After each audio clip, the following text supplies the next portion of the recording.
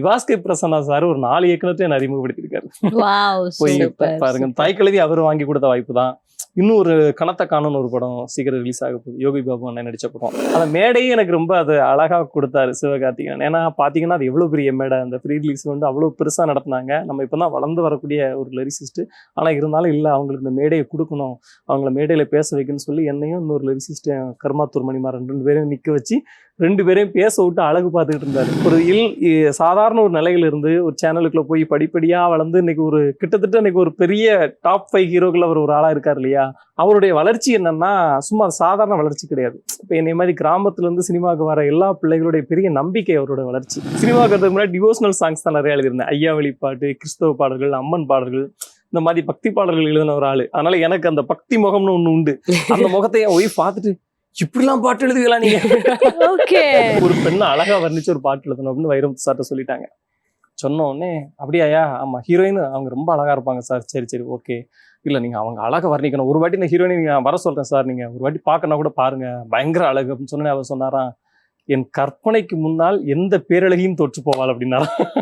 அத மாதிரி நம்ம யாரையும் நினைக்கிறது இல்லை, நம்ம கற்பனையை மட்டும் அப்படி பெருசா வச்சுக்கிற வேண்டியதான் வச்சுக்கிட்டு. ஹலோ சார், வணக்கம். எப்படி இருக்கீங்க? நல்லா இருக்கு, நல்லா இருக்கு. Thank you sir. ஸோ ரீசெண்டாக வந்துட்டு மக்கள் கிட்ட ஒரு நல்ல வரவேற்பு தாய்க்கிழவி படத்துக்காக கிடைச்சிட்டு இருக்கு. ஸோ அந்த படத்துல 2 பாடல்கள் நீங்க எழுதியிருக்கீங்க. ஆஸ் அ லிரிக்ஸிஸ்டா எந்த அளவுக்கு உங்களுக்கு சந்தோஷமா இருக்கு? ரொம்ப பெரிய மகிழ்ச்சியா இருக்கு. ஏன்னா ஒரு உமன் சென்ட்ரிக் படம் வந்து பெரிய அளவில் ஹிட் ஆயிருக்கு.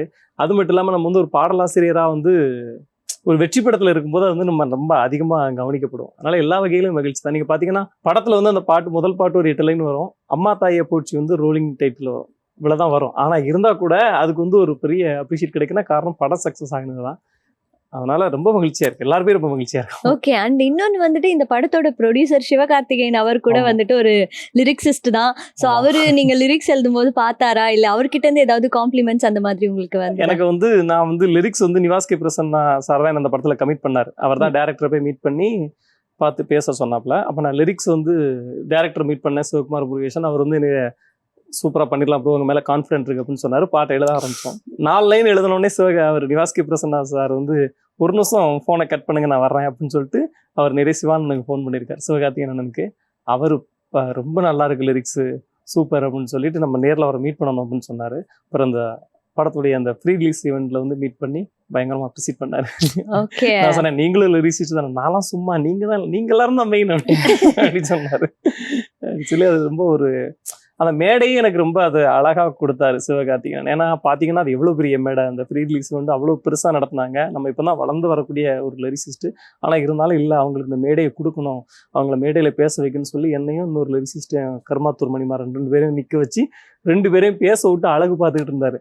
ஆக்சுவலா நான் பாட்டை விட அந்த மேடையில நான் பேசுனது வந்து சில விஷயங்களை நான் ஓப்பனா அப்படி பேசுனது வந்து பயங்கரமா வைரலாகி ஊர்ல எல்லாம் எனக்கு நிறைய, இது வரைக்கும் நான் 10 வருஷமா சினிமாவில் இருக்கும். ஆனா அந்த மேடைக்கு பிறந்த என்னமோ நம்ம இப்பதான் சினிமாவில் இருக்கும் மாதிரி போன் பண்ணி வாழ்த்துக்கள் அப்படின்னு சொன்னாங்க.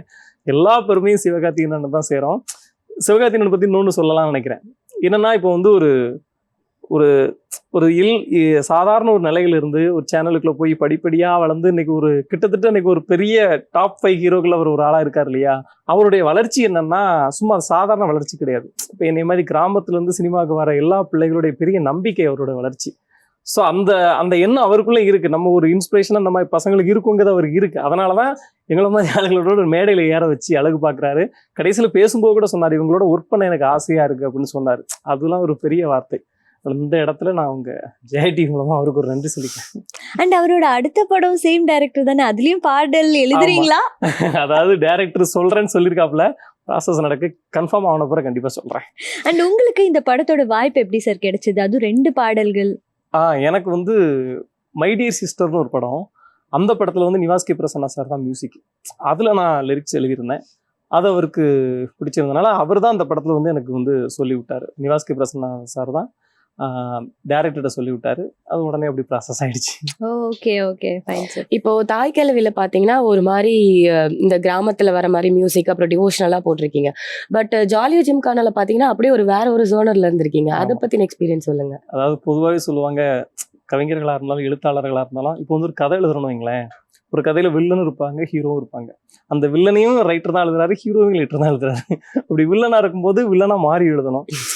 இந்த மாதிரி ஹீரோ மாறும்போது ஹீரோ மாறி எழுதணும். அப்போ டேரக்டர் வந்து இந்த மாதிரி கேட்கறாங்க அப்படிங்கும் நம்ம அந்த பொசிஷன் மாறதான் செய்யணும். அதனால அப்படி எழுதின பாட்டு தான். ஆக்சுவலா அதுல அந்த பாட்டு எழுதும்போது ஒரு சூப்பரான விஷயம் நடந்துச்சு. சக்தி சம்பரம் சார் தான் அந்த படத்தோட டேரக்டர், நான் லிரிசிஸ்ட், அஸ்வின் அவர் தான் மியூசிக் டேரக்டர். 3 பேர் உட்காந்து பேசும்போது என்ன பேசுறோம்னா, நான் ஒரு ஐடியா சொன்னேன். சார் இதை வந்து 18+ பாட்டுனே போடலாம் சார், ஏன்னா அப்படியான லிரிக்ஸ்லாம் அதில் இருக்கு சார் அப்படி சொல்லி அப்படிலாம் பேசிக்கிட்டு இருந்தோம். இல்லை நம்ம பண்ணுவோம் அப்படின்னு சொல்லி பண்ணது ரொம்ப இன்ட்ரெஸ்டிங்கான ஒரு. அதில் சத்யசம்பரம் சார் பற்றி சொல்லலாம். அவர் வந்து இந்த சுச்சுவேஷன் சொல்கிறதே அவ்வளோ அழகாக இருக்கும். நம்ம ஒரு லிரிக்ஸ் சொன்னால் அதுக்கு ஆல்டர்னேட்டாக அவர் ஒன்று டக்குன்னு ஒன்று அடிப்பார். அது ரொம்ப இன்ட்ரெஸ்டிங்கான album jolly gymkhana. Prabhudeva master வந்து அவர் கடைசி வரைக்கும் தெரியாது, ரொம்ப லேட் ஆகி தான் தெரியும் நான் எழுதுனேன் அப்படின்ட்டு. அவருக்கு அப்படியோ பின்னிட்டியா ஒரு மாதிரி இருக்கியா பாட்டு சொல்லி ரொம்ப இன்ட்ரெஸ்டிங்கா. ஓகே. அண்ட் அந்த பாட்டு வந்துட்டு வரும்போது ரிலீஸ் ஆகும்போது நிறைய கான்ட்ரவர்சிஸ் எல்லாம் இருந்தது. ஆமா, ஆமா, சோ ஆமா. அது எப்படி அப்படின்னு நீங்களே சொல்லிட்டீங்கன்னா நல்லா இருக்கும். சரி, அது அந்த டைம்ல கொஞ்சம் அப்படி சில பேருக்கு சில மனஸ்தாபங்கள் இந்த மாதிரிலாம் இருந்துச்சு. அதெல்லாம் தாண்டி இப்போ பப்ளிக்கிட்ட வந்து 2 விதமான ஒப்பீனியன் இருந்துச்சு. ஜென்சிலாம் ஓகே தான், அப்படி ஒன்றும் தப்பா தெரியல அப்படின்னாங்க. எங்க வீட்டுக்காரம்மா எங்க வீட்டம்மாலாம் இந்த மாதிரிலாம் நம்ம எழுதணுமா சாமி. நான் ஆக்சுவலா நான் வந்து சினிமாவில் முதல்ல சினிமாவுக்கு முன்னாடி டிவோஷனல் சாங்ஸ் தான் நிறைய எழுதியிருந்தேன். ஐயா வழிபாட்டு, கிறிஸ்தவ பாடல்கள், அம்மன் பாடல்கள், இந்த மாதிரி பக்தி பாடல்கள் எழுதின ஒரு ஆளு. அதனால எனக்கு அந்த பக்தி முகம்னு ஒண்ணு உண்டு. அந்த முகத்தை என் ஒய்ஃப் பார்த்துட்டு இப்படிலாம் பாட்டு எழுதுவீங்களா நீங்க ஓகே. அப்படின்டா. அதெல்லாம் கொஞ்சம் ஷாக்கிங்கா தான் இருந்துச்சு. அப்புறம் அப்படி கடந்து வந்துச்சு. அப்புறம் நான் சொன்னேன், அடுத்த படம் வருது வேற, அதுல வேற மாதிரி எழுதிருக்கேன். ஓகே. சரி, பக்தி பாட்டு எழுதின கையால எப்படி இந்த லிரிக்ஸ் எழுதுனீங்க? அந்த லிரிக்ஸ் எப்படி அந்த வந்து ஒரு actually உருவாச்சு? டிரான்ஸ்ஃபர்மேஷன் எப்படி வந்தது? இல்ல அததான் சொல்லலையா, நம்ம வந்து அப்படி மாற வேண்டி இருக்கும்ல. அதனால அப்படி வந்து இப்ப நீங்க வந்து பொங்கல்னா வேற மாதிரி ஒரு சேரி எல்லாம் கட்டி ஆமா. அழகா இன்று எடுப்புறீங்க. அந்த மாதிரி ஒவ்வொரு காலத்துக்கு ஓணம்னா அதுக்கு ஒரு மாதிரி ட்ரெஸ் பண்ணிட்டு வருவீங்க இல்லையா, அத மாதிரி தான் ட்ரெஸ் பண்ற மாதிரி நம்ம மனசுக்குள்ள வந்து ஒரு உடைய அதுக்கேற்ற மாதிரி மாத்தி போடலாம். காவி வேட்டியை கழட்டி வச்சுட்டு கொஞ்சம் மரண ட்ரெஸ் போட்டா அந்த மாதிரி லிரிக் வந்து போதும். அண்ட் இந்த ஜாலியா ஜிம்கானா படத்துல வந்துட்டு அந்த போலீஸ்காரன் அந்த பல்லவி அமைஞ்ச கதையை பத்தி சொல்றீங்களா? அதாவது சில்க் சுமிதா பழைய நடிகை, இங்க சின்ன பிள்ளைங்க உங்களுக்கு தெரியுமான்னு தெரியல. தெரியும், தெரியும். அவங்க தெரியாது. எல்லாருக்குமே தெரியுங்க. அப்ப நீங்க கொஞ்சம் பெரிய ஆள். ஓகே. அந்த சில்க் சுமிதாவுடைய படம் ஒண்ணு உண்டு, படம் பேர் மறந்துட்டு. அவங்களுடைய பாட்டு ஒண்ணு உண்டு, கண்ட மாப்பிள்ளையை கட்டிக்க மாட்டேன். அந்த மாதிரி போலீஸ்காரனை கட்டினா கொஞ்சம் அந்த ரிலேட்டட் அப்படி வரும். நான் வந்து ஓனாலாம் சிந்திச்சலாம் எழுதல, உண்மையை சொல்லிடுறேன். அந்த பாட்டு இன்ஸ்பிரேஷன் எடுத்துக்கிட்டு இந்த மாதிரி நம்ம ஒண்ணு பண்ணலாம், இவனை கட்டினா அப்படி பண்ணுவான், இவனை கட்டினா அப்படி பண்ணுவான் அப்படிங்கும்போது அப்போ வந்து போலீஸ்ல இருந்தே ஆரம்பிக்கலாம் அப்படின்னு சொல்லிட்டு, போலீஸ்காரனை கட்டிக்கிட்டா லத்தியை வச்சு அடிப்பான், டாக்டரை தான் கட்டிக்கிட்டா ஊசியால குத்துவான் அப்படின்ற மாதிரி ஆரம்பிச்சு போனோம். இன்னும் நிறைய இருந்துச்சு. Okay. அப்போ நீங்க மியூசிக் டைரக்டர் எல்லாம் ஆமா, சேர்ந்து ஆமா. input. எல்லா இதுக்குமே அவங்க 3 பேருடைய பங்களிப்பு வந்து இருக்கும். நம்ம இசையமைப்பாளர், இயக்குனர், லிரிசிஸ்ட். ஒண்ணு நேரடியா உட்காந்து போய், இல்லைன்னா ஃபோன் கான்வர்சேஷன்ல அது போகும். Okay sir. அந்த படத்துக்கு வந்துட்டு பார்ட் 2 வர மாதிரி சொல்றாங்க. இந்த பாட்டுக்கு ஒரு பார்ட் 2 வருமா? ஆமா, அது டைரக்டர் ஒரு இன்டர்வியூல சொன்னாரு, இந்த பாட்டை வந்து ஒரு பார்ட் 2-ஆ பண்ணலாம்னு இருக்கோம் அப்படின்ட்டு. அப்ப அதுக்கு ஆனா என்ன, அத பார்ட் 2-ஆ பண்ணா என்ன வீட்டுல பார்ட்டா கலந்துருவாங்கன்னு நினைக்கிறேன். அது ஒரு பிரச்சனை இருக்கு. சார் இப்போ உங்ககிட்ட வந்துட்டு ஒரு சிச்சுவேஷன் அந்த மாதிரி சொல்றாங்கல்ல, எப்படி சார் அந்த வரிகள் எல்லாம் எப்படி சார் புடிக்கிறீங்க நீங்க? எங்க இருந்து கிடைக்குது? அது வாலியை அவர் வடி சொல்லியிருந்தாரு, கலெக்டராக இருந்தாலும் கவிதை எழுத முடியாது கடாட்சம் இல்லை என்றால் அப்படின்ட்டு. ஆனா அதுல நான் உடன்படலை. அவர் அப்படி சொல்லியிருந்தாரு. பொதுவாகவே வந்து ஒரு வார்த்தைகள் நமக்கு நிறைய வரணும். நம்ம எழுதும் போதும் சரி, ஒரு மேடையில போய் பேச போறோம், உங்களுக்கு இன்டர்வியூல பேச போறோம், இல்ல ஒரு கதை எழுத போறோம், ஒரு கட்டுரை எழுத போறோம், ஏதாவது ஒன்று எழுத போறோம், அதுக்கு நிறைய வார்த்தைகள் வேணும். என்ன பண்ணணும்னா நம்ம வாசிக்கணும். நம்ம புத்தகங்கள் வாசிச்சோம்னா அந்த வார்த்தைகள்லாம் கண்டிப்பா நமக்கு வந்து நிறைய வந்துகிட்டே இருக்கும் சொல்ல. ஓகே. இயக்குனர் வந்து ஒரு சிச்சுவேஷன் சொல்லிடுவாரு, இந்த மாதிரி சார் இப்படி சந்திக்கிறாங்க, இப்படி ஒரு பாட்டு அப்படின்னு சொல்லிட்டும் போது நமக்கு உடனே என்ன பண்ணோம்னா அது சார்ந்து நம்ம ஏதாவது வாசித்திருப்போம், அது சார்ந்து யோசிக்க ஆரம்பிக்கும், வார்த்தைகள் கிடைச்சிரும். அப்புறம் இசையமைப்பாளர் டியூனை கொடுப்பாரு, அந்த வார்த்தைகள் அந்த டியூனுக்குள்ள கரெக்டா கொண்டு வைக்கணும். ஓகே. அந்த இது கொஞ்சம் கஷ்டம். அதாவது வார்த்தைகளை யோசிக்கிறது ஈஸி, கரெக்டா அந்த டியூன்ல மீட்டர்ல உட்கார வைக்கிறோம் இல்லையா, அது கொஞ்சம் பயிற்சி எடுத்துக்கணும். நான் வந்து என்ன பண்ணேன்னா, ஆரம்ப காலத்துல வந்து இந்த பக்தி பாடல்கள் எழுதுனேன்னு சொன்னேன் இல்லையா, கோடம்பாக்கத்துல ஒரு ஸ்டூடியோ உண்டு, கார்லோஸ் சார்னு ஒருத்தர் இருப்பார். அவர் ஒரு கிறிஸ்தவர், ஆனா அவர் நிறைய இந்து பாடல்கள் அவர் தான் போடுறாரு தமிழ்நாட்டுல. அங்க வந்து உட்கார்ந்துருக்குமோ அவரு எனக்கு சொல்லி தருவாரு, தத்தகாரனா என்ன, தத்தகாரத்துக்கு எப்படி எழுதணும், தத்தகாரத்தை எப்படி எழுதணும் அப்படிங்கிறதெல்லாம் எனக்கு வந்து சொல்லி தந்து, தத்தகாரன் டியூன் வேற ஒண்ணு இல்லை, அதை சொல்லி தந்து அப்புறம் பழைய பாடல்களுக்குலாம் அப்படி பறிச்சு எழுதி படிச்சு அப்படிதான் நான் பயிற்சி பெற்றேன். நீங்க ஆக்சுவலி ஸ்ரீகாந்த் தேவா சார் கூட ஒர்க் பண்ணிருக்கீங்க. உங்களுக்குள்ள இருக்க அந்த ரேப்போ பத்தி சொல்லுங்க. ஐயோ, தலைவன் போனா செம்ம ஜாலியில. எப்படின்னா நாகேஷ் திரையரங்க ஒரு படம், முகமது இஷாக் அவர் தான் டைரக்ஷனு. எங்க டிரான்ஸ் இந்தியா மீடியா கம்பெனிலேருந்து ராஜேந்திர ராஜன் சார் தயாரிச்சிருந்தாரு. இப்போ ஸ்ரீகாந்த் தேவா சார் அப்பதான் நான் முதல்ல பாடலாசிரியர் அறிமுகமாக போறேன்.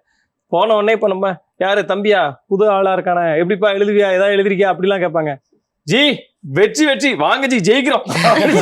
நமக்கு அப்படி உள்ள போறோன்னு என்னடா ஏதோ கோயிலுக்கு வந்த மாதிரி ஆயிடுச்சு. ஜி ஜெயிக்கிறோம், வேற லெவல் பண்றோம், வாங்க ஜி உட்காருங்க ஜி அப்படி சொல்லிட்டு, ஜி இதான் ஜி டியூனு அப்படி வசதி ஏதாவது ஒண்ணு சொல்லுங்க ஜி அப்படிம்பாரு. நமக்கு ஒரு மாதிரி ஆயிடும். ஆமா உண்மையிலே அவர் வந்து எனக்கு ஸ்ரீகாந்த் சாரோட பயங்கர மோட்டிவேட்டா நான் அப்படி வேற மாதிரி அடிச்சு ஊத்துவார். அவர் கூட குமார்னு ஒருத்தர் உண்டு, பக்கத்துல உட்காந்துருப்பாரு. அவர் எப்படி தெரியுமா, நமக்கு வந்து நம்ம ஏதாவது லேசா தகணும் டக்குன்னு அவர் ஒரு வார்த்தையை எடுத்து கொடுத்துருவார். நான் வந்து ஒரு வார்த்தை தா தா தன்னா நானா அப்படி அவர் வாசிச்சார் ஸ்ரீகாந்த் ஜீவா. நான் வா வா வா வா என் மாமா அப்படி எழுதி முடிச்சிட்டேன். அடுத்த வரி எழுதக்கு யோசிச்சுட்டு இருந்தேன், டக்குன்னு என்னோட வாஸ்கோட ஆமா அவரே சொல்லிட்டாரு.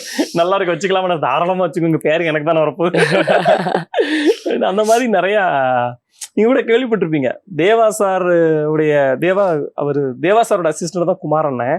ஸ்ரீகாந்த் சேவாருக்கும் அவர் தான் இருந்தார். இப்ப சமீபத்துல தான் இறந்துட்டாரு. அவர் என்ன பண்ணுவாருன்னா, நிறைய வெற்றி பாடல்கள்லாம் நிறைய பேருக்கு தெரிஞ்சிருக்காது, முதல் வரி அவர் தான் சொல்லியிருப்பாரு. அப்படியா? பாட்டோடைய முதல் வரி. ஆமா, இப்போ வந்து உதாரணத்துக்கு கருப்பு தான் எனக்கு பிடிச்ச கலரு, என் கண்ணு எல்லாரும் கேட்டிருப்பீங்க இல்லையா, அதுல ஒரு கதை இருக்கு. அது பா விஜய் சார் தானே எழுதுனாரு. பா விஜய் சார் எழுதினார். ஆனா முன்னாடி அந்த பாட்டை முதல் எழுததா இருந்தது வந்து வைரமுத்து சார். என்னாச்சுன்னா, கம்போஸ் பண்ணும்போது தேவா சார் எப்போதுமே கம்போஸ் பண்ணாரு, பக்கத்துல குமாரான வந்து ஒரு வார்த்தையை சொல்லிடுவார், தகாரண ஏதாவது ஒரு வார்த்தையை சொல்லிடுவாரு. அந்த ஃப்ளோவில் வரது யோசிச்சுலாம் சொல்ல மாட்டாங்க. அப்படி இந்த ஃப்ளோவில் பண்ணும்போது ஒரு கருப்பு தான் எனக்கு பிடிச்ச கலரு, உன் கண்ணு 2 எண்ணம் வைக்கும் 1000 வாட்ஸ் பவர்னு சொல்லிட்டாரு. சேரன் சாருக்கு இந்த வரி பிடிச்சிருச்சு 2 வரையும். அடடா பிரமாதமா இருக்குன்ட்டாரு. வைரமுத்து ஐயா வராங்க பாட்டு எழுத. வைரமுத்து ஐயா என்ன சொல்றாங்கன்னா, நீங்க வந்து கருப்பு தான் எனக்கு பிடிச்ச கலர் ஓகே, கண்ணு 2 எண்ணம் வைக்கும் 1000 வாட்ஸ் பவர்னா அது வந்து சயின்ஸ் ரீதியா தப்பு வேண்டாம் அப்படின்றாப்ல. ஆனா இல்ல இது எனக்கு வேணும்ட்டாரு சேரன் சார். அதனால வைரமுத்து சார் அந்த பாட்டை எழுதல.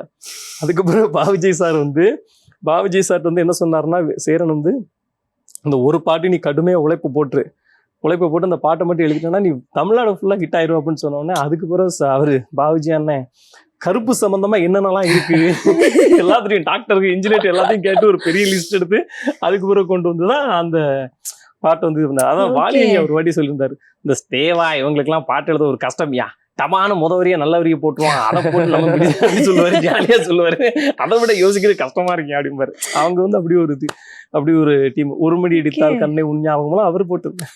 அந்த மாதிரி உங்களை ஏதாவது ஒரு பாட்டுக்கு லிரிக்ஸ் எழுத சொல்லி, எப்பா என்னை எப்பதான் விடுவாங்களோ, அப்பா வீட்டுக்கு போனா போதும் அப்படின்னு நீங்க ஃபீல் பண்ணிருக்கீங்களா? இல்ல அப்படி ஃபீல் பண்ண மாட்டோம். எப்படின்னா, பரவாயில்ல சார், இல்ல பேர் சொல்லலாம் பரவாயில்ல, அந்த அனுபவத்தை நீங்க ஷேர் பண்ணலாம். இல்ல அது அப்படி பெரும்பாலும் என்னன்னா, பாடலாசிரியர் யாருக்குமே அப்படி ஒரு இது வராது.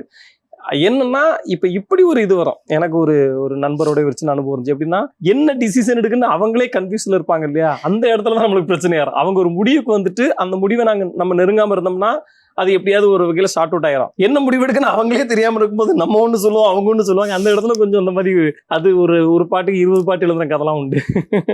ஒரு பாட்டுக்கு 20 பாட்டு. அப்ப அவங்க எக்ஸ்ட்ரா பேமெண்ட் இருக்கும்ல சார் நிறைய பாட்டு எழுதுனா? கொஞ்சம் யோசிச்சு, அதாவது 20 பாட்டுக்கு நம்ம வேலை செஞ்சு ஒரு பாட்டு தானே வருது, ஒரு பாட்டுக்கு தான் வரும், அந்த வேலை செஞ்சதுக்கெல்லாம் வராது. நீங்க ரொம்ப ஆசைப்பட்டு நான் இந்த லிரிக்ஸ் எழுதுனா இது ஹிட் ஆச்சு அப்படின்னா எந்த லிரிக் சொல்லுவீங்க? எந்த மூவில அது வந்திருக்கு? என்னங்க சார் உங்க சட்டம் படத்துல ஜீரக பிரியாணி பாட்டு இங்க கூட கேட்டிருப்பீங்க. என் ஜீரக பிரியாணி என் ஜீவனை நீ தாண்டி நீ போகும் வழியெல்லாம் நான் பாதம் வைப்பேண்டி அப்படின்னு ஒரு பாட்டு. அது வந்து எனக்கு எழுதும் போதே ஒரு வைப்பு தெரிஞ்சு. ஏன்னா அவர் வந்து சிச்சுவேஷன் சொல்லும் போது டைரக்டர் சொன்னாரு, அந்த பொண்ணு வந்து முஸ்லீம் பொண்ணு, பையன் வந்து சும்மா அட்டகத்தி தினேஷ் மாதிரி ரோட்ல பொண்ணுங்க முன்னாடி சுத்துற ஒரு பையன், அவ பிரியாணி கடை வச்சிருக்கா, இவன் போய் அப்பப்போ டிஸ்டர்ப் பண்ணுவான், அப்போ பின்னாடியே சுத்துவான், இதான் இதுக்கு நீ எழுதிரு அப்படின்னாப்ல. குணா பாலசுப்ரமணியன் ஒரு மியூசிக் டைரக்டர், சூப்பர் பையன், அவர் தான் வந்து மியூசிக் டைரக்டர். அப்போ பிரபு ஜெயராம் டைரக்டர் வந்து நீ எழுதிரியா ஃபர்ஸ்ட் 2 மியூசிக் போட்டுக்காங்க. அப்போ நான் வந்து இதெல்லாம் யோசிச்சுட்டு என் ஜீரக பிரியாணி என் ஜீவனை நீ தாண்டி அப்படி எழுதுனதுக்கு தான் அந்த பாட்டுக்கு வந்து மியூசிக் போட்டாங்க. எப்படி சார் அந்த ஜீரக பிரியாணி இருக்கு, ஜீவனே நீ தாண்டி எங்க இருக்கு, எப்படி நீங்க வந்து பிரியாணி சென்டிமெண்ட், பிரியாணி எமோஷனல் தமிழ்நாட்டுல எல்லாத்துக்குமே இருக்கும். பிரியாணினா யாருக்கு தான் பிடிக்காது? கண்டிப்பா. ஒரு முஸ்லீம் பொண்ணுன்னா, நான் ஒரு முஸ்லீம் பொண்ணை லவ் பண்றேன்னா என்ன சொல்லுவான், மாப்பிள்ள அப்ப வாரம் பிரியாணி தான் அப்படின்னு நார்மலா சொல்றது தானே. அதனாலதான் வந்து எழுதிருந்தோம். லாஸ்ட்ல கடைசியில பாத்தீங்கன்னா இரண்டாம் பிறை பாக்குறது வந்து முஸ்லிம்களுக்கு ரொம்ப முக்கியமானது. அந்த பாட்டு முடியும் போது எழுதியிருப்பேன், நீயே என் இறையே என் இரண்டாம் பிறையே அப்படின்ட்டு. ஏதோ முஸ்லீம் பொண்ணு உங்க வாழ்க்கையில கிராஸ் ஆயிருக்காங்களா? இல்ல கிராஸ் பண்ணி போனாங்க, உள்ளுக்கு Sir, கிராஸ் எனக்கு ஆகல. இன்னொரு டவுட் இப்பதான் வந்தது. ஆக்சுவலி இந்த மாதிரி அதிகமான ஒரு கவி புலன் எல்லாம் இருக்கிறவங்க இந்த லவ் சம்பந்தப்பட்ட விஷயங்களை எழுதும் போது யார நினைச்சுப்பீங்க? உங்க பழைய கேர்ள் ஃபிரெண்ட்ஸ நினைச்சுப்பீங்களா இல்ல பிரசன்ட்ல இருக்கிற வைஃப இல்ல நினைச்சுப்பீங்களா? பழைய கேல் ஃப்ரெண்ட்ஸ் அப்படின்னு சொன்னீங்கன்னா மீனிங்கே மாறி கேல் ஃப்ரெண்டுன்னு சொன்னா கூட ஒரு நியாயம் இருக்கு. என்ன என்னடா இந்த போய் பாக்குறது அப்படி இப்படி இருக்கும். சரி, ஓகே, பழைய கேர்ள் ஃபிரெண்ட். இப்ப எனக்கு கல்யாணம் ஆகி 3 குழந்தை பிறந்தாச்சு. இதுக்கு மேல நான் கேர்ள் ஃப்ரெண்டை பத்தி எல்லாம் பேசினா அந்த அளவுக்கு நல்லா அவ்வளவுதான் முடிஞ்சு. ஆனா எங்க வீட்டம்மா வந்து சில நேரம் கேட்பாங்க, தங்க புண்ணி சீரி அவங்க பேரு, எங்க ஊர் தான், பக்கத்து வீடு தான். ஆனா லவ் மேரேஜ் இல்ல, அரேஞ்ச் மேரேஜ். அவங்க வந்து சில லிரிக்ஸை பார்த்துட்டு இது எனக்கு எழுதலைன்னு எனக்கு தெரியும், ஆனா நான் யாருக்கு எழுதுனீங்கன்னு கேட்க மாட்டேன். நல்ல மனைவி. இல்ல இப்ப டைரக்டர் வந்து உங்ககிட்ட ஒரு செம்ம லவ் சீன் சொல்றாரு, இதுக்கு வந்து எனக்கு லிரிக் வேணும்னு கேக்குறப்ப நீங்க யாரு நினைச்சுப்பீங்க? அது வைரமுத்து சார்ட்ட, அது ஒரு உதாரணம் சொல்லிடுறேன். ஒரு பெண்ணை அழகா வர்ணிச்சு ஒரு பாட்டு எழுதணும் அப்படின்னு வைரமுத்து சார்ட்ட சொல்லிட்டாங்க. சொன்ன உடனே அப்படியாயா, ஆமா ஹீரோயின் அவங்க ரொம்ப அழகா இருப்பாங்க சார். சரி சரி ஓகே, இல்ல நீங்க அவங்க அழகா வர்ணிக்கணும், ஒரு வாட்டி இந்த ஹீரோயினை நீங்க வர சொல்றேன் சார், நீங்க ஒரு வாட்டி பார்க்கணும் கூட பாருங்க, பயங்கர அழகு அப்படின்னு சொன்னேன். அவர் சொன்னாராம், என் கற்பனைக்கு முன்னால் எந்த பேரழகையும் தோற்று போவாள் அப்படின்னாராம். அத மாதிரி நம்ம யாரையும் நினைக்கிறது இல்லை, நம்ம கற்பனையை மட்டும் அப்படி பெருசா வச்சுக்கிற வேண்டியதான். வச்சுக்கிட்டு அந்த மாதிரி. இன்னும் சொல்ல போனா நீங்க வந்து ஆன்மீக பாடல்கள் இருக்குல்ல, இப்ப வந்து திருவாசகம்னு நினைக்கிறேன், திருவாசகமா தேவாரமா, அதுல ஒரு வார்த்தை உண்டு, நெஞ்சம் உனக்கே இடமாக வைத்தேன் நினையாது ஒருபோதும் இருந்தறியேன் அப்படின்னு சொல்றாரு. இதை விட ஒரு சிறந்த காதல் கவிதை இருந்த முடியுமா? இது சிவபெருமானை பார்த்து கடவுள் சொல்றது. இந்த மாதிரி பக்தி இலக்கியங்களே நம்மளுக்கு நிறைய கிடைக்கும். அங்கிருந்து கூட நம்ம எப்படி ஆரம்பிச்சு கடைசியில பக்தி பாடல்ல போய் பண்ணிட்டாரு. இப்ப நான் வந்து பக்தி பாடல்கள்ல கூட இதெல்லாம் எழுதியிருக்காங்க. ஆமாங்க, காதல் ஒரு பக்தி தானே, காதலோட ஒரு பெரிய பக்தி இந்த உலகத்துல உண்டா? லிரிக்ஸ்க்கு பாடதான் வராது, பேச நல்லா வருது சார். Super sir. சரி, இதுக்கு எஸ்கேப் ஆயிட்டீங்க. இப்ப வந்து ஒரு சோகமான ஒரு எமோஷன் கொடுத்துட்டாங்க, அப்போ நீங்க அந்த மூட்குள்ள போறதுக்கு என்ன யோசிப்பீங்க? எந்த மாதிரி, யார் யோசிப்பீங்க? மாட்டீங்களா? சொல்லுங்க. இல்ல எப்படின்னா, எல்லாத்துக்குமே உலகத்துல உங்களுக்கும் சரி எனக்கும் சரி எல்லாத்துக்குமே ரொம்ப நெருங்கின ஒருத்தவங்க வந்து பிரிஞ்சு போய் இருந்திருப்பாங்க வாழ்க்கையில கண்டிப்பா. அதாவது அது இயல்பானது. அது சகோதரியா இருக்கலாம், சகோதரனா இருக்கலாம், நண்பனா இருக்கலாம், காதலா ஏதாவது ஒருத்தங்க இருப்பாங்க. அப்படியே அந்த பிரிஞ்சு போன நேரத்துல வந்து நம்மளுடைய மனசு வந்து பெரிய வலியை வேதனையை சந்திச்சிருக்கும் இல்லையா? அப்ப அந்த மாதிரியான விஷயத்துக்கு வந்து நம்ம வந்து அதோ நினைச்சு பாத்துக்கணும். அப்புறம் அது மட்டும் இல்லாம அந்த புதுமால் நான் எப்படி தயாராகுவேன், நான் டைரக்ட் ஒரு கதையை சொல்றாருன்னு வைங்களேன், இந்த மாதிரிப்பா அவளை வந்து சந்திக்கவே முடியாது, வாழ்க்கையில தான் எங்களோட இறுதி சந்திப்பு, அதனால அவன் அதை ஃபீல் பண்றான் அப்படின்னு சொல்லும்போது நான் உடனே அந்த ஹீரோவா நினைச்சுப்பேன், இன்னைக்கு அவனுக்குள்ள போயிட்டு இப்படி இருந்தா எப்படி இருக்கும் அப்படின்னு சொல்லி நம்ம இது பண்ணிக்கிறோம். பட் ஆனா ஒரு சில இந்த மாதிரி மெமரிஸை நீங்க மறந்துட்டு இருப்பீங்க. அது ஒரு 3 வருஷம் 4 வருஷத்துக்கு முன்னாடி நடந்த கதை. இப்போ திடீர்னு அன்னைக்கு நான் புதைச்சு வச்சது திருப்பி தோண்டி அந்த ஃபீலிங்ஸ் எடுக்கணும் போது அந்த ப்ராசஸ் எப்படி சார்? அது நல்லாதான் இருக்கும். கொஞ்ச நேரம் சில நேரம் கஷ்டமா கூட இருக்கும். அது ஒரு பழமொழி ஒண்ணு உண்டு, காதலிக்காமல் இருப்பதை விட ஒரு முறை காதலித்து அது மறப்பது நல்லது அப்படின்ட்டு. எல்லாத்துக்கும் ஒரு காதல் அனுபவம் இருக்கணுங்கிறது நான் உண்மையிலே பர்சனலா எல்லாத்துக்கும் சொல்லுவேன். ஒரு காதல் அனுபவம் இருக்கணும். அது சக்சஸ் ஆனாலும் சரி, ஃபெயிலியர் ஆனாலும் சரி, நிச்சயமா ஒரு காதல் மனிதனுக்கு இருக்கணும் அப்படின்ட்டு. அந்த காதல் என்ன பண்ண தெரியுமா, நம்மளை வந்து சில நேரத்துல நம்மளை வந்து எருவாக்கிறோம், சில நேரத்துல நம்மளை உருவாக்கிறோம். அப்படி ரெண்டுமே பண்ண என்னைய வந்து உருவாக்க தான் செஞ்சிருக்கு. நான் வந்து அந்த ப்ராசஸ்க்குள்ள போயிட்டு அதுக்கப்புறம் அப்படி மீண்டும் வெளியில வந்துருவேன். வரலன்னா வீட்டமா எடுத்துட்டு வந்துருவாங்க. சார், நீங்க ஃபர்ஸ்ட் வந்து ஒரு சாங் ரைட் பண்ண போகும்போது அங்க இருக்க மியூசிக் டைரக்டர் உங்களை ஒரு லிரிசிஸ்டா அக்செப்டே பண்ணல அப்படின்னு ஒரு ஸ்டோரி கேள்விப்பட்டோம். யாரு என்ன அந்த கதையை நீங்க சொன்னீங்கன்னா? ஸ்டோரி கேள்விப்பட்டீங்களா? ஆமா சார். யாரு சோர்ஸ் கொடுக்கான்னு தெரியல, ஒரு உளவுத்துறை வச்சிருக்கோம். இல்ல அது ஒரு வேற யாரும் இல்ல, சும்மா ஜாலியா நடந்ததுதான். அது எப்படின்னா, எப்போதுமே வந்து ஒரு 2 பேர் பாடலாசிரியருக்கு இசையமைப்பாளருக்கு வந்து ஒரு நெருங்கின பந்தம் இருக்கணும். ஒரு கணவன் மனைவி மாதிரி, ஒரு காதலன் காதலி மாதிரி. அப்படி இருந்தாதான் அது வந்து ஒர்க் அவுட் ஆகும். அது உடனே நடந்துராது இல்ல. ஃபர்ஸ்ட் எனக்கு நிவாஸ் கே சாருக்கும் உள்ள மீட்டிங் வந்து பெருசா வந்து ஒர்க் அவுட் ஆகல. முதல்ல என்னடா அப்படின்ற மாதிரி ஒரு யோசனையா இருந்துச்சு.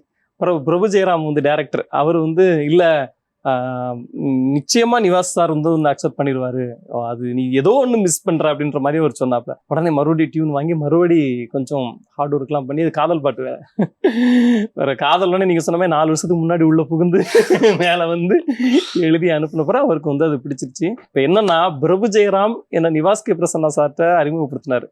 இப்ப நிவாஸ் கே பிரசன்னா சார் ஒரு 4 இயக்குனர்ட்ட என்ன அறிமுகப்படுத்திருக்காரு. வாவ் போய் சூப்பர் பாருங்க, தாய்க்கிழவி அவர் வாங்கி கொடுத்த வாய்ப்பு தான். இன்னும் ஒரு கனத்த காணும்னு ஒரு படம் சீக்கிரம் ரிலீஸ் ஆக போகுது, யோகி பாபு அண்ணன் நடிச்ச படம். அந்த படத்துல எழுதியிருக்கேன், அதுவும் அவர் வாங்கி கொடுத்த வாய்ப்பு தான். இன்னும் 2 படம் இருக்கு, அதுவும் அவர் வாங்கி கொடுத்த வாய்ப்பு தான். சோ ஒரு ஸ்டெப் ஒரு விஷயங்களும் ஒரு படிக்கட்டுகள் மாதிரி. ஆமா ஆமா. நீங்க ஊர்ல இருந்து வந்து ஒரு நடிகர் ஆகணும்னு கிளம்பி வந்தீங்க. பட் பாடலாசிரியரா எப்படி மாற்றப்பட்டீங்க? மாற்றப்பட்டனா அது நானா மாத்திக்கிட்டு தான். என்னன்னா நமக்குள்ள ஒரு எப்படி சொல்ல, இங்கிலீஷ்ல இன்ஃபீரியாரிட்டி காம்ப்ளெக்ஸா, ஒரு மாதிரி நம்ம மூஞ்சிலாம் நெடிக்கான மூஞ்சா அப்படின்ற மாதிரி வந்து முதல்ல தோணிடுச்சு. அப்போ நேரடியா போனா ஆடிஷன்ல ஏதாவது நிறைய அவமானங்கள்லாம் நடந்துக்கணும் வைங்களேன். ஒரு யூடியூப் சேனல்ல போய், அப்போ யூடியூப் வந்து புதுசு, இந்த மாதிரி ஏதோ ஒன்று பண்றதுக்கு கேட்கும்போதெல்லாம் ரொம்ப ஒரு மாதிரி ரொம்ப நெகட்டிவா பேசிட்டாங்க. நெகட்டிவா பேசி இந்த மூஞ்சிலாம் இதெல்லாம் ஒரு மூஞ்சா அப்படின்ற மாதிரிலாம் பேசினோடனே ரொம்ப கஷ்டமா இருந்தது. அப்போ நமக்கு இப்போ இது நம்ம நடிக்கிறதுக்கு தகுதி இல்லை போல, நம்ம என்ன ஹீரோவா நடிக்க கேட்க போறோம், சைடுல நின்று சும்மா நெல்லு காய போட்டுறது, அண்ணன் வணக்கம் அப்படி இந்த மாதிரி சொல்றது கூட நம்மள இப்படி யோசிக்கிறாங்களே, ஒருவேளை நம்ம மூஞ்சி இதுக்கு செட்டே ஆகாது போல அப்படின்னு நானே ஒரு முடிவு பண்ணிட்டு அப்போ வந்து ஒருத்தர் என்ன சொன்னாருன்னா, எழுத்து சார்ந்து இருக்கவங்களுக்கு எப்போதுமே ஒரு மரியாதை இருக்கும். நீங்க வந்து ரைட்டர் அப்படின்னு சொன்னா நீங்க ஒரு சின்ன ரெஸ்பான்ஸ் பண்ணுவீங்க. அதாவது ஷூட்டிங் ஸ்பாட்ல கூட நான் ஒரு டைலாக் ரைட்டரா ஒரு ஷூட்டிங் ஸ்பாட்டுக்கு போனா அங்க ஒரு சேர் போட்டு உட்காருங்க அப்படிம்பாங்க. ஒரு அசிஸ்டன்ட் டைரக்டரா ஒரு நடிகராக போகும்போது சின்ன சாதாரண ஒரு ஜூனியர் ஆர்டிஸ்ட் போகும், அந்த அளவுக்கு ரெஸ்பான்ஸ் கொடுக்க மாட்டாங்க. ரைட்டர்னா ஒரு ரெஸ்பான்ஸ் இருக்கும். அப்போ ரைட்டருங்க தொழில் நம்ம கையில் எடுத்துட்டா இது கொஞ்சம் நம்மளுக்கு இதா இருக்குன்னு சொல்லிட்டு தான் நான் ரைட்டர் ஆகி பாடலாசிரியர் வந்து சூப்பர் சார், கரெக்டான நேரத்துல அது யூஸ் ஆயிருக்குல்ல. அப்படி வந்துட்டு ஜீரக பிரியாணி பாட்டு எழுதுன அந்த டைரக்டர்கிட்ட பாட்டு எழுதி நான் ஒரு பாடலாசிரியர் ப்ரூவ் பண்ண பிறகுதான் அவர்கிட்ட கேட்டேன் எனக்கு நடிக்கணும் அப்படின்னு. அவர் தான் மை டியர் சிஸ்டர் ஒரு படம் பண்ணியிருக்காரு. அது ஒரு நல்ல கேரக்டர் ஒன்று கொடுத்துருக்காரு, தெரிஞ்சிடும். பிறகு இப்போ இந்த பூக்கி படம், ஜாலி ஜும்கானா, நாகேஸ்வர், நிறைய படத்துல சின்ன சின்னதா வந்துகிட்டு இருப்பேன். இந்த மை டியர் சிஸ்டர் வந்த பிறகு கொஞ்சம் தெரியுவேன்னு நினைக்கிறேன். Super sir. நீங்க பார்க்க லோகேஷ் கனராஜ் மாதிரி இருக்கீங்க, அவரே வந்து ஹீரோவா பண்ணிட்டு இருக்காரு, நீங்க ஏன் பண்ணக்கூடாது? அப்படி என்ன பர்சனாலிட்டி வச்சு எந்த ஆடிஷன் போனாலும் ஏன் அப்படி டிஃபரெண்ட் பண்றாங்க? இப்போ இல்ல, அது நான் சொல்றது ரொம்ப வருஷம் இருக்கும், ஒரு வருஷம் சொன்னது. உங்களை எந்த யூடியூப் சேனல் அசிங்கப்படுத்துச்சோ அங்க போய் நம்ம நல்ல படம் வந்தாலும் பேனர் அடிக்கிறோம், நீங்க எது கவலைப்படாதீங்க. சரி, கவலைலாம் படலை, அதெல்லாம் நம்மளுக்கு ஒரு மாதிரி மோட்டிவேட் பண்ணது தானே. கவலைப்படுறதுக்கு என்ன இருக்கு? எங்க அப்படிலாம் கவலை பண்ணா ஒரு நாளைக்கு 24 மணி நேரம் கவலைப்பட்டு இருக்கணும். நம்ம எப்போதுமே வந்து அந்த நம்மள டிஸ்கிரைப் பண்றவங்களை தூரத்தை விட்டு நம்மளை என்கரேஜ் பண்றவங்கள தான் அப்படி மேலே கொண்டு. எனக்கு அப்படி நிறைய பேர் இருக்காங்க இப்போ. ஓகே, ஸோ நீங்க வந்துட்டு இப்ப நடிக்கணும் அப்படின்னு ஆசைப்படுறீங்க. உங்களுக்கு இன்ஸ்பயர் பண்ண ஒரு ஆக்டர், இல்ல எனக்கு இந்த மாதிரி ஒரு ஆக்டரா வரணும் அப்படின்னா யாரை சொல்வீங்க சார்? எனக்கு வந்து கேரக்டர் ஆர்டிஸ்டா நடிக்கிறதுல ரொம்ப ஆர்வம். எப்படி அதுக்கு ஒரு பொருளாதார காரணம் இருக்கு. என்னன்னு கேட்கல, ஒரு காமெடியா நடிக்கணும்னு வைங்களேன், நீங்க எவ்வளவு நாளைக்கு ஒரு ஆளை பார்த்து சிரிப்பீங்க? அதுக்கு ரொம்ப நீங்க காமெடி ஆக்டர்ஸ்ல அச்சீவ் பண்ண ஆட்களை பார்த்தீங்கன்னா ரொம்ப கம்மி. Nagesh sir, Goundamani sir, Vadivel sir, Vivek sir, Santhanam sir, Yogi Baban, இப்படி ஒரு குறைஞ்ச கேட்டகரியில தான் இருப்பாங்க. ஆனா நீங்க ஒரு ஆர்டிஸ்டா போயிட்டீங்க வைங்களேன், முனிஷ்காந்தனா இருக்கட்டும், காளி வெங்கடனா இருக்கட்டும், சமுத்திரகணியனா இருக்கட்டும், ரமேஷ் தலக்கா இருக்கட்டும், இளவரசு சாரா இருக்கட்டும், இப்படி லிஸ்ட் அடுக்கிக்கிட்டே போகலாம். அது மட்டும் இல்ல, ஒரே நேரத்துல நம்ம 4 படத்துல கூட நடிக்க முடியும். இங்கோடி ஒரு படம், அங்கோடி ஒரு படம். ஸோ அதனால அந்த கேரக்டர் ஆர்டிஸ்டா ஆகணும்னு ஒரு ஆசை எனக்கு. நீங்க இந்த ஆக்டிங்க்கு போயிட்டு இந்த கையில ரைட்டரா இருந்தா மரியாதை வரும், ஓகே, அது ஒரு ஸ்டெப். இப்ப வந்து பார்த்தா என்ன ரிசர்ச் எல்லாம் பண்ணி கடகடான்னு ஒப்படைக்கிறீங்களே. வேகன அடி அப்படிங்க, வேற ஒண்ணும் இல்ல. பட் எல்லாத்துலயுமே டெடிகேட்டடா இருக்கீங்கல்ல நீங்க. எனக்கு அது பிடிக்கும். நம்ம எக்ஸசைஸ், அதாவது நம்ம ரைட்டரா நமக்கு பாட்டு எழுத வாய்ப்பு வருது. இப்போ படங்களுக்கு டைலாக்லாம் எழுதிருக்கேன். மை டியர் சிஸ்டர் படத்துல அடிஷனல் டைலாக்னா டைரக்டர் மெயின் டைலாக், நான் அடிஷனல் டைலாக். ஸோ இப்படியான வாய்ப்பு வருது, நம்ம எழுதுற நல்லா இருக்குன்னு சொல்றாங்க. அப்படிங்கிறதுனால என்ன பண்ணுவேன்னா, எவ்வளோ வேலை இருந்தாலும் டெய்லி 50 பேஜ் படிச்சிருவேன். புத்தகம் படிக்காம இப்போ கூட பேக்கை பார்த்துப்பீங்க, பேக்கில் 2 புத்தகம் இருக்கும். புத்தகம் எல்லாமே எங்கேயும் வரமாட்டேன். அப்போ அதுக்கு தயாராகணும். நடிக்கணும் அப்படின்னா கொஞ்சம் உடம்பு எக்ஸசைஸ் பண்றது, யோகா பண்றது, அதெல்லாம் கொஞ்சம் நம்ம கரெக்டாக மெயின்டைன் பண்ணிக்கணும். அதனால நம்ம வாய்ப்பு, வைரமுத்து ஐயா ஒரு வாட்டி சொல்லியிருந்தாரு, தகுதி வருவதற்கு முன்னாடி வாய்ப்பு வந்து விட்டால் வாய்ப்பு வந்த பிறகு தகுதியை தக்க வைத்துக்கொள் அப்படின்ட்டு. நமக்கு வாய்ப்பு வருவதற்கு முன்னாடி தகுதியோட வந்துட்டா பிரச்சனை இல்லை இல்லையா? அதனால அந்த பயிற்சி எல்லாமே கரெக்டா பண்ணுவேன் அதெல்லாம். சார், நிறைய விஷயங்கள் பத்தி, உங்களோட கவிதைகள், பாடல்கள், இதை பத்தி எல்லாம் நிறைய பேசிட்டே இருக்கோம். பட் அதுக்கு முன்னாடி உங்களை பத்தி தெரிஞ்சுக்கிறதுக்காக ஒரு செக்மெண்ட் இருக்கு. நாங்க உங்ககிட்ட 2 கார்டு கொடுத்துருவோம். அண்ட் நாங்க கேக்குற கேள்விகள்ல நீங்க குட்டா பேடான்னு சொல்லணும். ஓகேங்களா?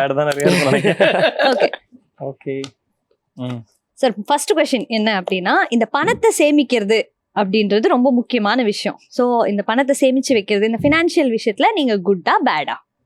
குட். Any tips? ஆபீஸ் பாயா சேர்ந்தாரு. ஆபீஸ் பாயில இருந்து வர்றனே. சரி சொல்லுங்க. எப்படின்னா, எனக்கு வந்து ஒரு இது நான் வைரமுத்து ஐயாட்டு இருந்து படிச்சதுதான்.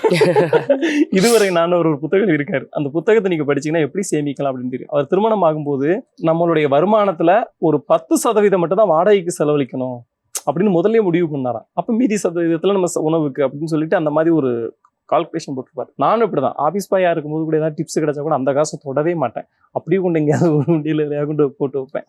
அது மாதிரி சின்ன சின்ன விஷயத்துல கூட சேமிக்கணுங்கிறதுல நம்ம ஒரு கையில ஒரு காசு வந்துருச்சுன்னா இதுல கொஞ்சத்தை கண்டிப்பா சேமிக்கணும் அப்படிங்கிறதுல கொஞ்சம் கவனமா இருப்பேன். ஓகே, சோ இந்த டெய்லி ரொட்டீன்ஸ் ஃபாலோ பண்றதுல நீங்க குட்டா பேடா? குட். குக்கிங்ல நீங்க குட் ஆர் பேட்? ஏன் டெய்லி சாப்பிடணும்ல? உண்மையிலே அதுல நான் ரொம்ப வீக்குங்க, ஒண்ணுமே தெரியாது அதுல. ஒண்ணுமே தெரியாது. அது ஏன்னா அப்படியான சந்தர்ப்பத்தை என் மனைவி எனக்கு வழங்கவே இல்லை. சோஸ்திரம் ஆண்டவரே. சரி, ஆக்டிங்ல நீங்க குட்டா பேடா? அது நான் சொல்லவே முடியாது, டைரக்டர் தாங்க சொல்லணும். நமக்கு தெரியும் இல்ல, தோணும் இல்ல ஒண்ணு நடிச்ச வரைக்கும் ஆவரேஜிங்க போடுது இல்லையோ, ரெண்டுத்தையும் இப்படி ஆஃபா கட்டிடுங்க, இப்படி காமிச்சிருங்க. சூப்பர், இதுவே கரெக்ட். பாடல் ஆசிரியரா நீங்க குட் ஆர் பேட்? அதுவும் குட், நாங்க சொல்றோம் குட். ஆமா, அதனாலதான் கூப்பிட்டுருக்கீங்க. கரெக்ட். இந்த வீட்டை சுத்தமா வச்சுக்கிறது, நம்ம இருக்க இடத்தை சுத்தமா வச்சுக்கிறது, அதுல நீங்க good or bad? Average. Average தான். ஆவரேஜ் தான். ஓகே, ஸோ இந்த ஃப்ரெண்ட்ஸ் கிட்ட, ஃபேமிலிக்கு, ஃப்ரெண்ட்ஸ்க்கு, ஒர்க்குக்கு அப்படின்னு சொல்லி தனித்தனியா டைம் ஸ்பெண்ட் பண்றதுல குட்டா பேடா? குட். எப்படி சார் மெயின்டைன் பண்றீங்க? பிஸி ஸ்கெட்யூல், ஷூட்டிங் போயிடுவோம், பாட்டு எழுதணும், என்ன இருந்தாலும். எனக்கு ரைட்டர் விஜய் சார் வந்து ஒரு விஷயம் சொன்னாரு, இந்த உலகத்துல நம்ம வசதியா இருக்க வேண்டியது வீட்டுல தான் அப்படின்ட்டு. வசதியா வாழ வேண்டியது வீட்டுல தான். எவ்வளவு வேலை இருந்தாலும் அவங்களுக்கான நேரத்தையும் அவங்களுக்கான இதையும் நம்ம கொடுத்தே ஆகணும். ஏன்னா அவங்க தானே நமக்கு. இப்ப நான் இங்க வந்துட்டேன், எனக்கு 3 குழந்தைங்க, எனக்கு ஒரு ஃபோன் கூட எனக்கு வராது. இந்த மாதிரி நான் வந்து ஈவினிங் 6 மணிக்கு தான் வரேன் அப்படின்னு சொன்னா 6 மணி வரைக்கும் எனக்கு ஒரு ஃபோனும் வராது. 6 மணி வரைக்கும் கரெக்டா பாத்துப்பாங்க. 6:05 தான் ஒரு ஃபோன் பண்ணுவாங்க, என்னாச்சு 6 மணிக்கு வரேன்னு சொன்னீங்களே என்னாச்சு, அவ்வளவுதான் கேட்பாங்கன்னு வைங்களேன். இந்த அளவுக்கு அவங்க கிளியரா இருக்காங்கன்னா அதுக்கு நம்ம வந்து நம்மளும் அதுக்கு ஏற்ற மாதிரி கரெக்டா இருந்துக்கணும் இல்லையா? அது ரொம்ப முக்கியம். அதனால கமிட்மெண்ட்டுங்கிறது, ஃபேமிலி கமிட்மெண்ட் லைஃப்ல ரொம்ப முக்கியம். அதுல வேற பல பேரால நிராகரிக்கப்பட்ட ஒரு மாப்பிள்ளை என் பொண்டாட்டி, சரி பாவம் நம்ம ஒரு கல்யாணம் சொல்லி கல்யாணம் பண்ணிருக்கான் அப்படிங்கும் நம்ம அவங்களுக்கு ஒரு மரியாதையோட. அடுத்த கொஸ்டின் வரேன். உங்க வைஃப் கிட்ட, உங்க வைஃபை சமாளிக்கிறதுல நீங்க குட்டா பேடா? ஐ மீன் போய் சொல்லி இப்பயும் சமாளிச்சுட்டு இருக்காரு நல்லா பார்க்கும்போது தெரியலையா? அது ஓகே தான். அவங்களுக்கு என்ன என் மனைவியிட்ட இருந்து அதிகமா எதிர்பார்க்கிறேன், கொஞ்சம் நேரம் பேசணும் அப்படின்னு எதிர்பார்ப்பாங்க, அவ்வளவுதான். பேசிட்டு அவங்களுக்கு போகலாம். பீப்புளை ஜட்ஜ் பண்றதுல நீங்க குட்டா பேடா? இப்போ உங்ககிட்ட நிறைய பேர் பழகுவாங்க, ஓகே ஃபைன், இது கரெக்ட். அவர் யோசிக்கவே இல்ல, டப் பண்ணிட்டாரு. எப்படி சார்? அப்ப என்ன பத்தி ஒரு 2 விஷயம், அவங்கள பத்தி ஒரு நான் கேட்கவே இல்லை. ஒரு 1 hour இருக்கும் சார். நீங்க சொல்லுங்க சார், என்ன பத்தி ஒரு 2 குட் விஷயம் சார். ஏங்க அவ்வளவு நல்லா பேசுறீங்க, நீங்க அவ்வளவு நல்லா அப்சர்வ் பண்ணீங்க, அவ்வளவுதான். என்ன சார் ஆளுக்கு ஒண்ணு கொடுத்துட்டீங்க? உண்மைதாங்க, நீங்க கேக்குறீங்க, அவங்க அவளா எல்லாத்தையும் கவனமா கவனிச்சுக்கீங்க. நீங்க நல்லா பேசுறீங்க சார். அடுத்து எங்களுக்கு 4 நீ பேசுறதே பாராட்டுறாரு. ரொம்ப நல்லா பேசுறீங்கன்ற, நல்லா பேசுறீங்க நான் சொன்னேன் இல்லையா, அவ்வளவு அழகா பேசுறீங்க. Super sir, thank you thank you. Off screen ரொமான்ஸ்ல good or bad? Good good good. குழந்தைங்களை பாத்துக்கிறதுல ஒரு நல்ல பேரண்டா குட் ஆர் பேட்? இதெல்லாம் நீங்க ஆக்சுவலா எங்க வீட்டுக்காரமா உட்கார சொன்னாதான் எனக்கே சில ட்விஸ்ட்லாம் இருக்கும்னு நினைக்கிறேன். அவங்களதான் நீங்க கேட்கணும். இருந்தாலும் ஓகே தான், நமக்கு தெரியும்ல நம்ம கரெக்டா இருக்கிறோம் அப்படின்ட்டு. அது வரைக்கும் ஓகே. சரி, இந்த விஷயத்துல நீங்க கரெக்டான்னு பார்த்து சொல்லுங்க சார். இந்த கூகுள் மேப் இருக்குல்ல, அத பார்த்து கரெக்டா வழி சொல்றதுல ரைட் லெஃப்ட் பேடா? பேட். நம்ம எல்லாரும் லெஃப்ட் போங்க அப்படின்னு சொல்லிட்டு ரைட்ட காமிச்சிட்டு இருப்பேன் சார். அதுவே ஒரு எத்தனை பேர்கிட்ட திட்டு வாங்குறது. வாட்டி வந்தாலும் அந்த இடம் வந்து எனக்கு கொஞ்சம் மறந்துடதான் செய்யும். லைக் முகங்கள்ல ஞாபகம் வச்சுக்கிறதுல நீங்க குட் ஆர் பேட்? இப்ப எங்களை பாக்குறீங்க, இன்னும் 2 வருஷம் கழிச்சு எங்களை பார்த்தா நீங்க அன்னைக்கு பார்த்தேன் மறந்துடுவீங்களா சார்? மறந்துடுனா பேட் தான்.